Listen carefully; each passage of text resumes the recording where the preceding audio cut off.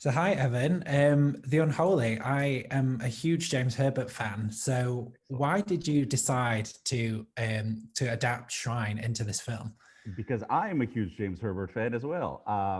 I discovered James Herbert when I read Stephen King's Dance Macabre when I was 13. And if you remember, in Dance Macabre is, of course, a nonfiction novel length essay by King on the horror novels and horror cinema that influenced him. And he has a whole chapter on James Herbert. And at the end, he lists his favorite movies. Now, this is from the 50s to the 80s. So he lists The Survivor, Spear, and The Rats. But Shrine is a 1983 book. It was after that. I was reading Herbert voraciously, and Shrine struck me as just an obvious movie. It struck me as a marriage between Billy Wilder's Ace in the Hole and The Exorcist. And so I thought it was such a unique way of getting into a supernatural story by this corrupt journalist. It's been done very few times. I think mostly Kolchak, the Night Stalker, the Darren McGavin TV series, is the only one that really jumps to mind. So it was a great way to ground a horror movie by having a protagonist be the ultimate cynic. Well, it's interesting, isn't it? Because horror and religion seems to go hand in hand. Why do you think that is? Well, I think that there are horror movies like Saw that are obviously, in Texas Chainsaw Massacre, they're obviously the killer is a human. But whenever you get into a horror movie with a supernatural twist, almost always you're dealing with God and the devil, even if they're never mentioned. If you're dealing with ghosts, you are dealing with a version of the afterlife. So you're dealing with spiritual concerns. I also think that obviously nothing scares us more than the supernatural because even in movies like Saw and Texas Chainsaw Massacre, the enemy is human. They may be twisted and brilliant, but it's human. Like you think you can somehow negotiate with Hannibal Lecter, but with a ghost, not so much. I mean, for your directorial debut, you can't ask for more, can you? Great material, an incredible cast. I mean, what was your experience like making this film? I know that you had to pause and do it in two sections, but how was this whole experience for you? We had to shoot the movie in two stages. One was before COVID, BC, and that part was excellent. We had a great time. We were firing on all cylinders. The second part was during COVID. So basically, we stopped March 16th. We all had to come back to LA or wherever we lived. We had the rare opportunity to assemble our footage, which you usually don't get that chance because you're shooting. We assembled the footage that we had. The studio was super happy and so wanted to finish the movie, which, by the way, is not a given because our budget was roughly the catering budget of Spider-Man. So they could have taken a tax write-off, but they wanted to finish. The actors wanted to finish. We got 95% of our crew back when Massachusetts reopened. So we all came back, and that second half, I'm very, very, very proud of the actors, and the crew was fantastic. But I'll tell you, I'd rather not do it again in the middle of a pandemic. It was incredibly difficult. Aside from the physical thing problems of you're basically in a hazmat suit because the actors are super vulnerable. They're the only people who aren't allowed to wear masks. I mean, they can't, right? And we had extras. Our entire situation with the extras changed. So you've seen the movie. The entire third act was shot, thank goodness, at the very beginning of our production, because otherwise we couldn't have extras. You were only allowed 10 extras indoors, but they had to be 6 feet apart, or you were allowed three family units of three, but the family units had to be 6 feet apart. So I will confess something. If anybody ever sees the funeral scene where the character is being buried and pauses, you will see the same 10 people in that entire church doubled over and over and over again. Basically, we would shoot them, change their clothes, move them around, shoot them, change their clothes, move them around. We had to hose down the set every time we finished a scene with antiseptic spray, and we weren't allowed to shoot beyond 10 hours a day. During the first stage, we were shooting 12-hour days. So obviously, all those hours and minutes accumulate, and we had 3 weeks left to shoot. But when you're losing all that time, we really had 5 weeks left to shoot. And the studio thankfully extended our production schedule, and we got it done. Not easy. This should mean, though, that your next film should be a piece of cake. I mean, seriously, I don't want to challenge fates because I think partially I brought COVID down upon us all because I said if I ever get to direct, it'll be the end of the world. So I'm hoping that, yes, I'm hoping that the next one is much, much calmer.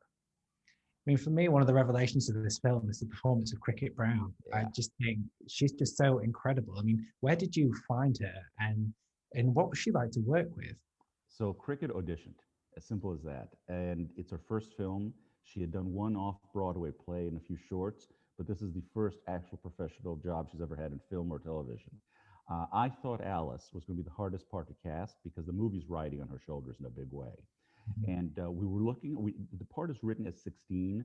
We were looking for an 18 and over actor because you get full days with the actor, whereas if it's under 18, it's half days. It turned out to be the easiest part to cast, not just because of cricket, but because there's an abundance of young talent out there. I would say we saw out of 300 actresses, 9 that could have done it. And I went with cricket because I felt that number one, she looked the part. You believed that she could be a small town Massachusetts girl. Number two, her performance was right on the money. And number three, she has an aura of spiritualism that you can't really perform. You have to either have it or you don't. And so she's got that magical something that when the camera turns on, you feel like she's standing between this world and the next. Now, Cricket had a theater training. She's a drama major. And because she's got a theater training, working with her was like working with a seasoned actor. Like Jeffrey and Cary were blown away by her because here's this person who's never been on camera before. And suddenly she's got all these quiet moments where she goes introspectively and she gets in character. And I called her the two take wonder. I mean, she did the first take perfectly, give it a little tweak, did the second take perfectly, and then we moved on. So I believe she's going places, and we're really happy we found her. Yeah, her performance. I mean, to hold your own against Jeffrey and Carrie and William is just, Totally. that is not easy. So No, no. kudos to her. I mean, something else I wanted to ask you about was bringing Mary to life because she's quite terrifying when the audience sees her, particularly in the third act. How difficult was it to get that aspect right? So there's a couple of parts to getting that performance. Number one, it's the physical character, and Mary is physically performed by Marina Mazeppa, who was a semifinalist on America's Got Talent. She's a contortionist, and the joke here is she's 23. She's a young Ukrainian supermodel, and in the funeral scene I was mentioning earlier, we put her in there as one of the mourners, so people, as an Easter egg, people could actually see what she looks like. But she's able to move unlike any human being you can imagine. I mean, she has no bones as far as I'm concerned. That was one part of it. Also, an addendum to that, but the voice, because as I mentioned, Marina's Ukrainian, the voice of Mary is an Irish actress named Lorna Larkin, who I wanted an Irish accent because the backstory of the movie takes place in 1845 when Massachusetts had a big Irish population immigrating. So it felt that that was historically accurate, but also it gave you that sense of the other, that Mary is not of our present and not of this community. Mhm. Now, the final aspect was Adrian Moreau's makeup. Now, Adrian was an Oscar nominee for Barney's version, the Paul Giamatti movie. And the makeup he did on her when the thing comes off and you see what she looks like is incredible. He had a system where you could see Marina's teeth under the makeup, but there's also like a false inner mouth where it's not just, oh, it's a mask and then, you can see her.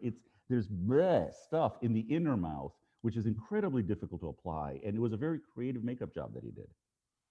The other thing that I thought was smart that you did is the way that you updated some aspects of the story, particularly where Alice was starting to go viral and you saw all of the people that were following her and the video footage. I mean, it could have been easy to not put that in, or it could have been easy to overdo it. How did you get that balance? Because I felt like it was quite perfect. Thank you very much. It was critical, and we went over it a couple of times. Now, one of the reasons we did it at all is because we wanted to bring the book into the 21st century. The book is all about the printed press.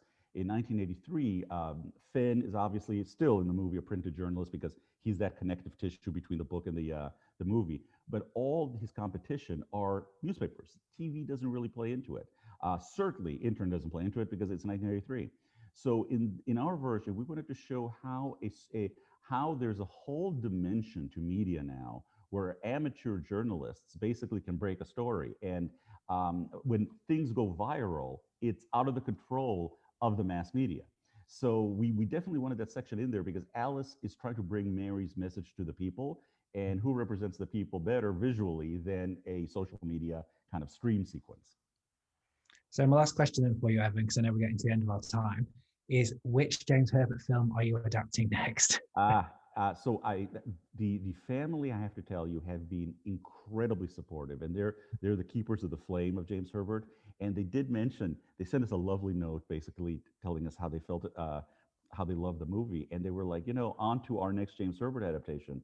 So we feel that the door is open there. I would like to redo The Survivor, to be honest, because I don't think the David Hemmings movie was very good, and there's so much potential in that story. I know that it's so tied into the Lockerbie bombing that it might be hard to get that the nerve that it hit when it first came out, but it's such an intriguing story to me. I'm kind of eyeballing that one. See, I'm hoping for the Rats, like the Rats trilogy. I'm waiting for somebody to really knock that out of the park. You've obviously seen, what is it, Deadly, what do they call it when they did it in Canada in the early 80s? I don't think I've seen that. You must see this. Okay, You know? okay. They didn't have, it's 1981, right? So they didn't have CGI. It's called Deadly Blessing or Deadly Eyes or something like that. They got an army of little Dachshund dogs, and they had their props department dress them as rats, and then they put kibbles and bits in the actors' pockets. And so you've got all these little happy dogs with waggy tails attacking the actors to get the food, and the actors, of course, are screaming because they're being eaten. It is one of the famous bad movies, and unfortunately, it traumatized Herbert so much that he didn't want to give more books for adaptation, and they had to like really talk him into doing Fluke, which I like very much, by the way. I'm hoping we do better than that if I do Rats. Okay, well, I'm going to look that up immediately because that's the best film I've never seen. It's a wild ride. Well, thank you so much for your time, Evan. Congratulations on the Unholy. I really Thank did you. enjoy it, and I look forward to seeing what you do next. Thank you very much. Thank you.